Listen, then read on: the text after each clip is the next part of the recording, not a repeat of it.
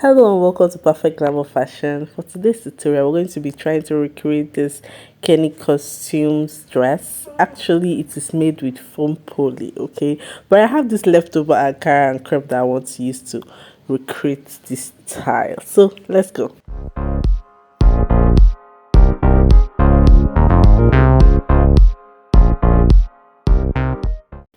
Now, for the fullness of the flare that we are trying to recreate, we might need up to 4 yards of foam pulling. Okay, so have that in mind.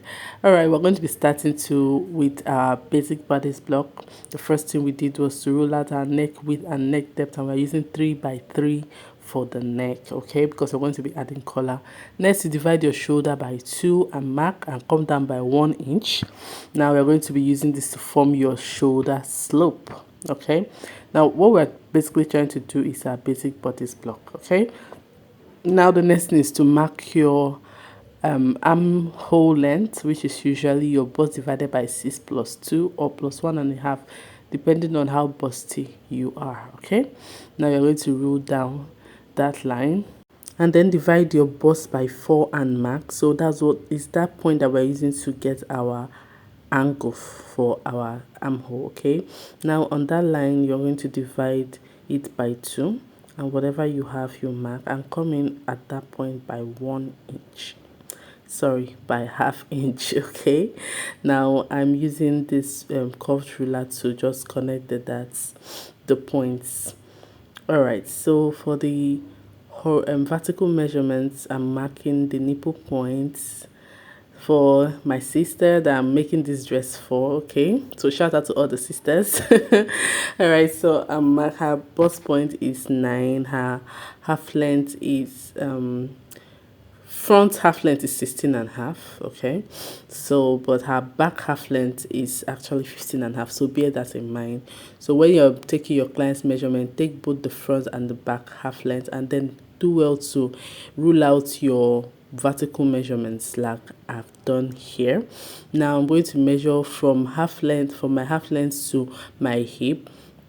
From half length to her hip, usually I use 9 inches, but do well to measure your clients to know what exactly their hip length is, their waist to hip length is. Okay, so I'm done rolling that out. The next thing I'm going to be doing is to try and label these points, these lines, so that you know what I'm doing. This is the bust point, this is the under bust, this is the half length, and then this is the nipple point. Actually, for this pattern you don't really need an under bust actually, but then I just had to just place it there. Now you're going to mark your nipple to nipple measurement divided by 2, and nipple to nipple is actually 7, so divided by 2 is 3.5, and that's what I'm marking on the vertical lines. And then I'm going to on the horizontal lines, and then I'm going to rule a vertical a vertical line, okay, to connect the dots. I hope you are with me.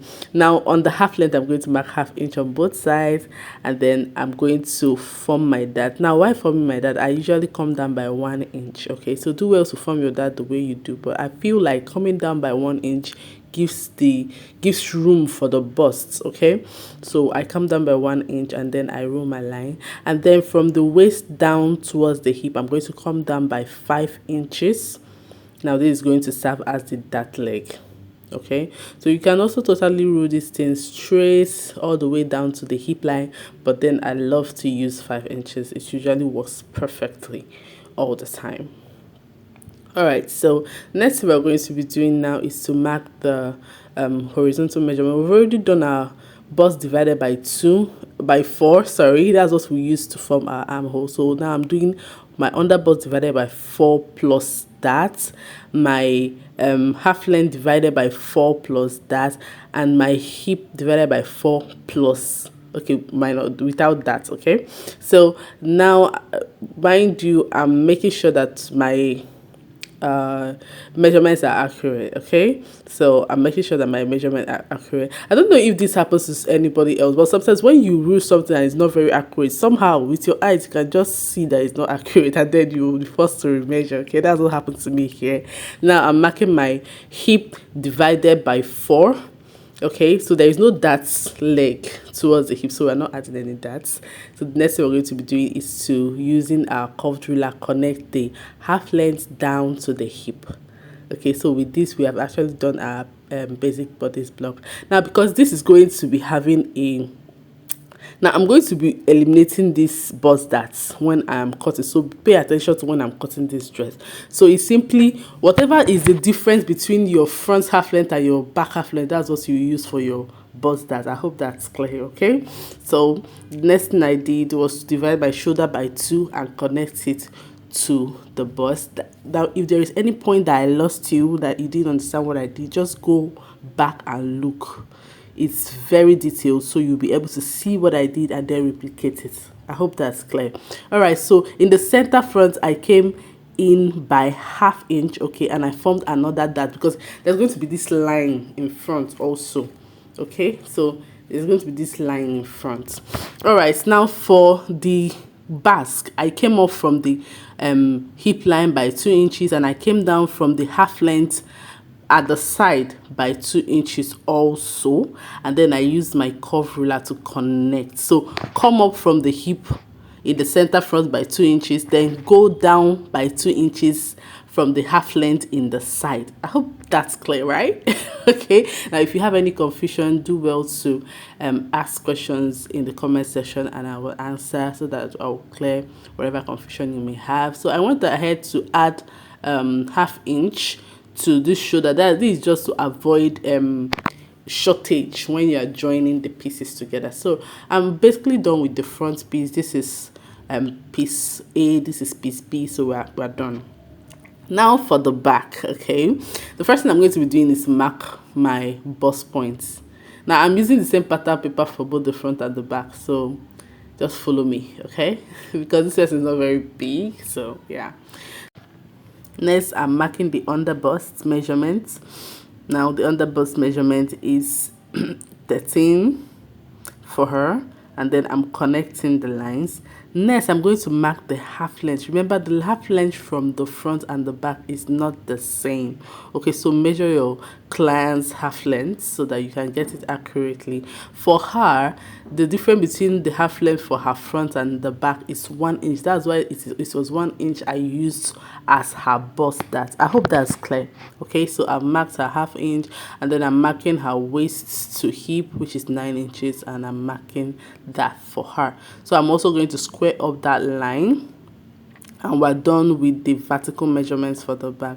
Now for the horizontal measurements, the first thing I started with was the neckline, which is wrong.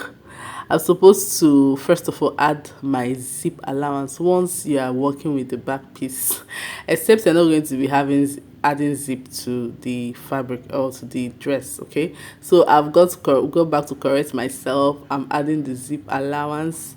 It's going to make the neckline look a bit distorted, but that's what we got. Okay, thank God it's I'm drafting on a pattern. That's why it's always good to do your pattern drafting first before you go over to your fabric, to avoid mistakes like this. Okay, all right, so we're marking our neckline, which is 3 inches width and the depth is 1 inch, so 3 by 1. Okay, so I'm ruling the actual correct neckline now. All right. Okay, so the next thing we're going to do is to mark the shoulder divided by 2, like we did for the front, and then come down by 1 inch, okay, to form the shoulder slope. Now look very closely. I'm working with the new neckline that I drew. Okay, so the next thing is to mark my armhole length like we did for the front. Okay, and then I would mark my bust divided by 4. So I'm marking my bust divided by 4, and then that's what's going to help me to form my angle. Okay, and then I'm going to find the midpoint of the armhole. I find the midpoint of the armhole, and then I'll come in by ½ inch. Okay, so I usually do this for both the front and the back. Some persons do not do this for the back, but it just works out for me when I do it. So if it doesn't work for you, go ahead and skip this part. Okay, but this usually works actually. All right, so now I'm marking my nipple to nipple divided by 2 for the back. Remember I said her nipple point, the nipple point is 7, divided by 2 is 3.5, and I'm going ahead to rule a horizontal line.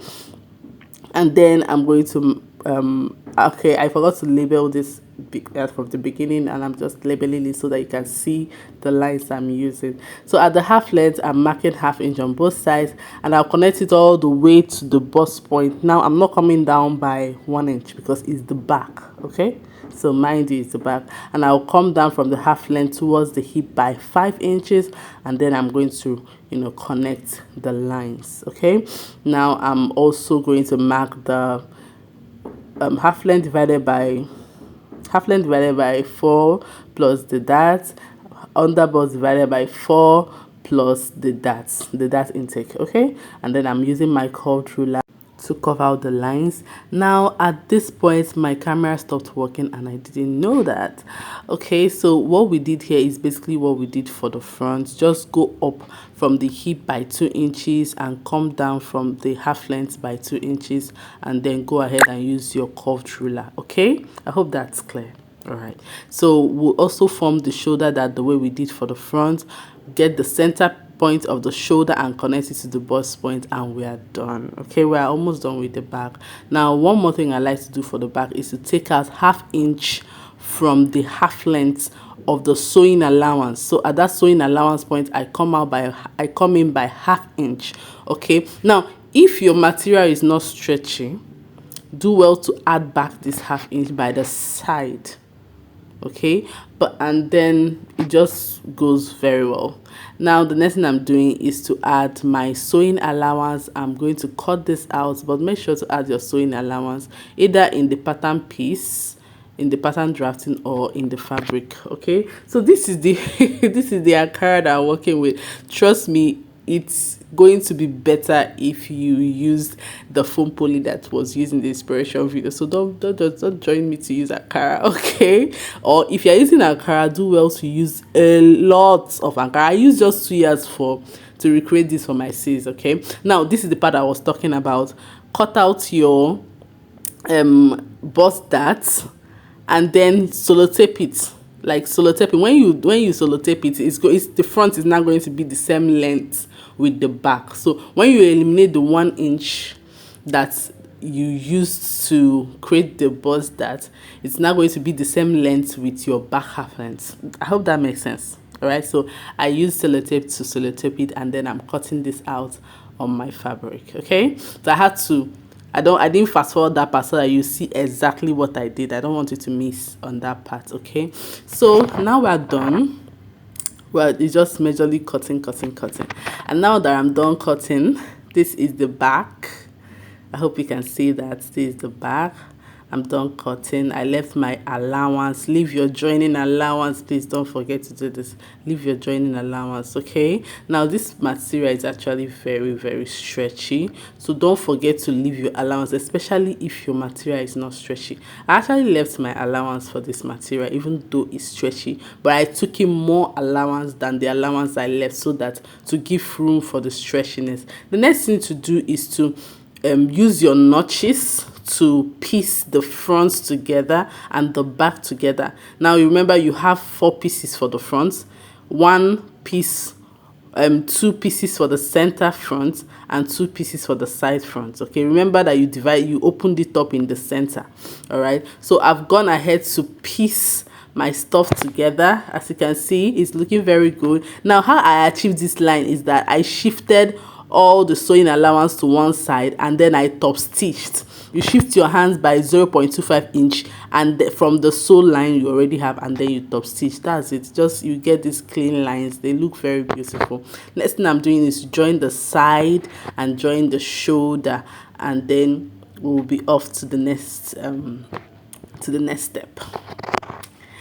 All right, so the next step is going to be to form the roses. Actually, I think this is the sweetest part of this tutorial because I really like the way the roses turned out. Okay, so the first thing I did was to mark 8 inches. Just get a pattern piece, a pattern paper, and then mark 8 inches. Okay, because they are all all the parts of the rose will be 8 inches in width, but the length will now be different. Okay, to create that cascade effect.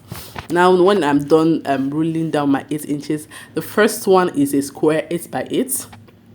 So it's 3 layers of fabric that was used for the rose. So the first one is 8 by 8. Now the next one, you actually can use any measurement you want, but what I used was 8 by 6 for the second one. So I measured 6 inches for the second one. Okay, so that the difference will be much. But in the third one, I just used 5 inches. Okay, don't judge me, that's how I wanted mine to be.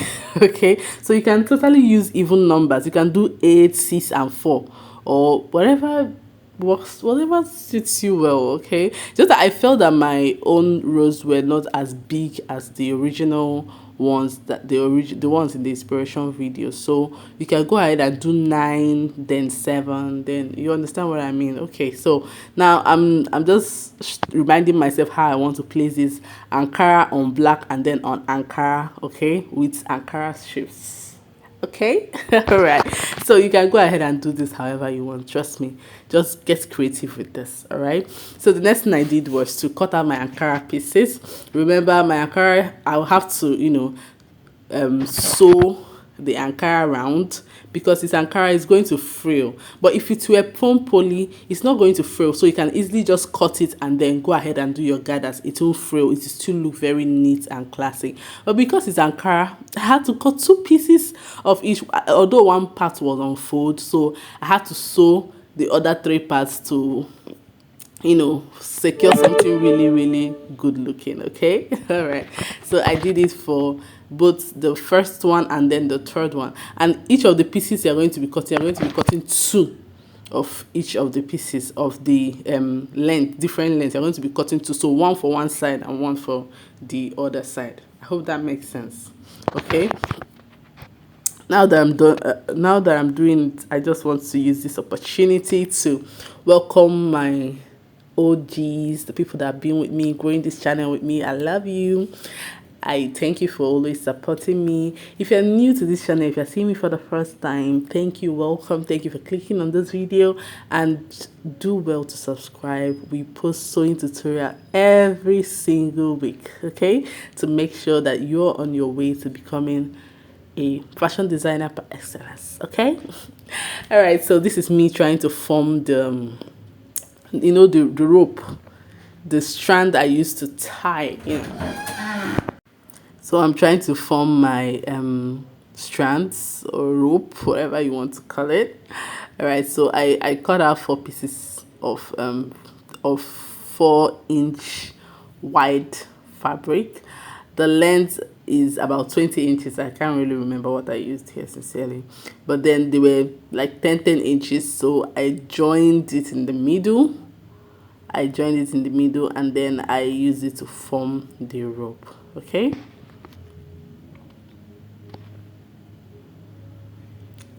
so this is me cutting out the black piece. This black piece, I cut it with a foam pulley that I had, one foam pulley I just had somewhere. All right, I just used it. So you see how thick foam pulley is. It's just going to, I don't know, what do you guys call foam pulley in your area? I heard some people call it scuba and stuff like that. Well, in my area it's foam pulley, so pardon me when I call it foam pulley. All right, so to know the length of the Ankara or the down part of the dress, okay, so what I did was to find what's the length of the pattern for the top. This is the back piece that I'm using, the center back. So I found the length. So I will now measure what is the full length I want it to be, and I'll minus the length of the pattern from the full length. So what mine gave me was 24, and then I added 2 inches to it, so that is 26. I hope you got that clear. So your full length minus the top you already have, and then whatever you have left is what you use for your down part. Now for my roses, this is the highlight of this tutorial for me. I love this part. I just enjoyed doing this thing. I don't know why, actually. Okay, so I came down from my shoulder by 7 inches, but I really feel that it's quite high, so maybe you could come down by like 8 inches or 9 inches depending on how busty you are. Okay, so I came down by 7 inches for her, and then I tacked my rope. You can see my beautiful rope looking funny and beautiful. So I tacked my rope, and then the next thing I did was to place the pieces that I had already prepared.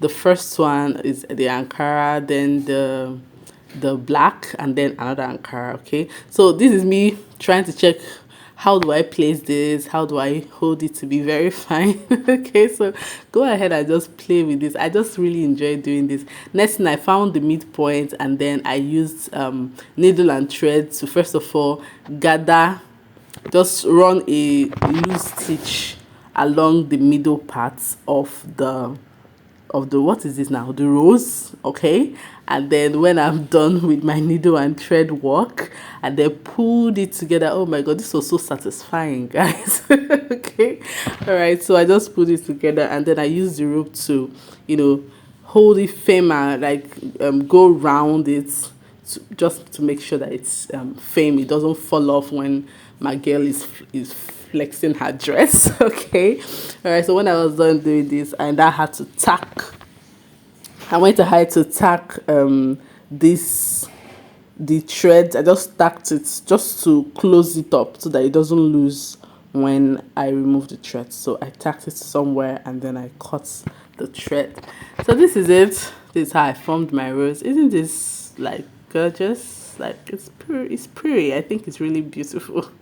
Okay, so the next thing I did was to just place this rose and to tie it, like just simply tie it, but I tied it in a very firm way so that it's not going to pull off when she's putting it on.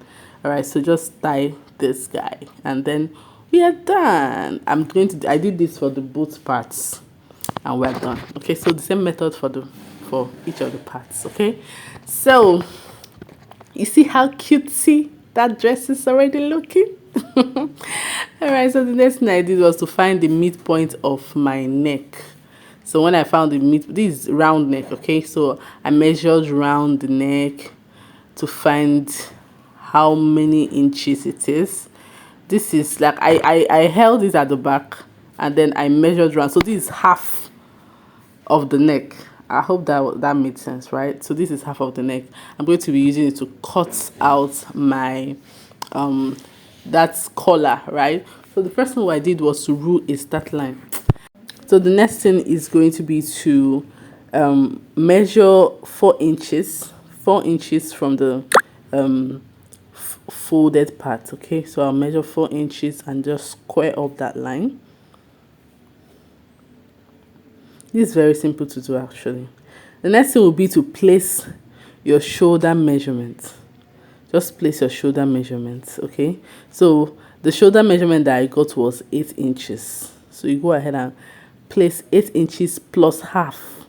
So I did 8.5 inches so that it will serve as my sewing allowance. Okay, so now at that folded part, come out by ½ inch, and then connect it back to the line you started with first. This is to form a slant line, and then I will cut this out, and I'm done. This is all, and then you're going to cut 2 of this, and you're done. Okay, so now that I'm done doing that, now the first thing I'm going to do is to place. Now when you're placing this the slanted parts in the middle, your center front. Okay, this is where I'm placing this thing, my center front. Now you're going to place it right side facing the back, the wrong side of your fabric of your neckline.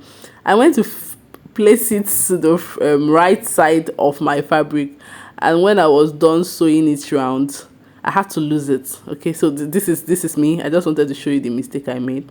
So I went to, the normal way you do your turtleneck was how I went to go and do this, and I got it all wrong. So when you are placing it, place it at the back and sew it so that when you flip it over, it will now cover the stitches that you've made. I hope that's clear.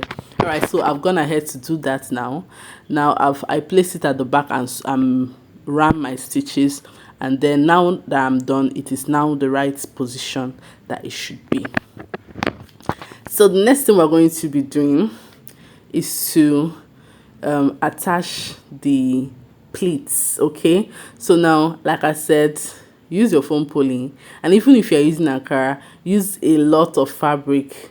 Okay, so once again, my video cut at this point, so you didn't get me pleating. So this is me showing you how I pleated. I pleated to the right on one side, and when I got to the middle, I started pleating to the left. So I just managed this by small Ankara that I had okay, to just do this pleating. But once you have enough fabric, just pleat as much as you want, and it's going to come out looking really beautiful. So the next thing I did was to go ahead and add my zip and to close up the back. So add your zip and then close up the back.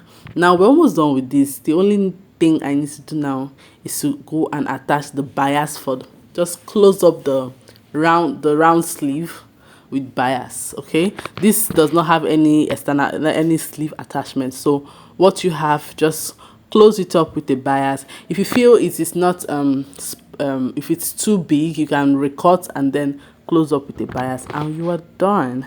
I hope you enjoyed this tutorial. If you did, do well to give it a thumbs up and come back for the next tutorial. Bye bye.